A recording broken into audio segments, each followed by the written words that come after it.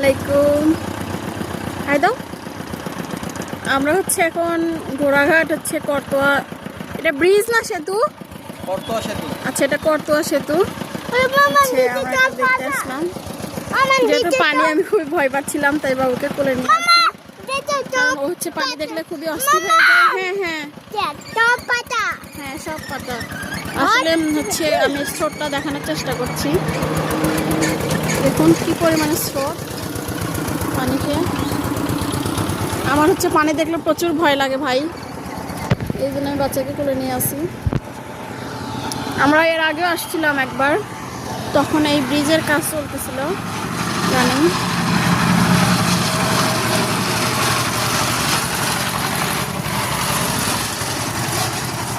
আমরা একদমই পরন্ত বিকেলে চলে আসছি, একটু পরে হয়তো সন্ধ্যা হয়ে যাবে। ওই যে আমাদের পঙ্খিরাজ ওখানে দাঁড়ানো, আমি একটু আপনাদেরকে ওই পাশে নিয়ে যাওয়ার চেষ্টা করছি।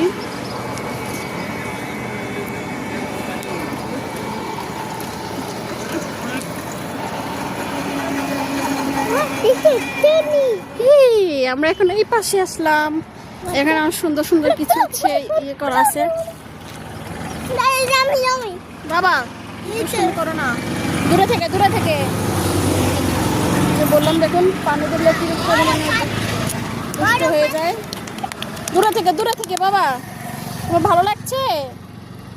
এদিকে তাকো, আমার দিকে তাকে বলো ভালো লাগছে। মনে ভালো লাগছে তোমার? তুমি খুশি হয়েছো? হ্যাঁ, দূরে থেকে দেখো, অনেক স্রোত অনেক স্রোত অনেক। বাবা আমরা হচ্ছে যে প্রথম যেবার এসেছিলাম হচ্ছে তখন এই ব্রিজের কাজ চলতেছিল, আর হচ্ছে আমরা এই যে নৌকা দিয়ে পার হয়ে ওই সেই রেস্টুরেন্টে খেতে গেছিলাম। মনে হয় এটা এখন বন্ধ সম্ভবত। না বাবা, দুষ্টুমি করা যাবে না। তো একটু পর আপনাদের মাঝে আবারও ফিরে আসছি। আমরা একটু নিজেদের মতো সময় কাটাই এখানে।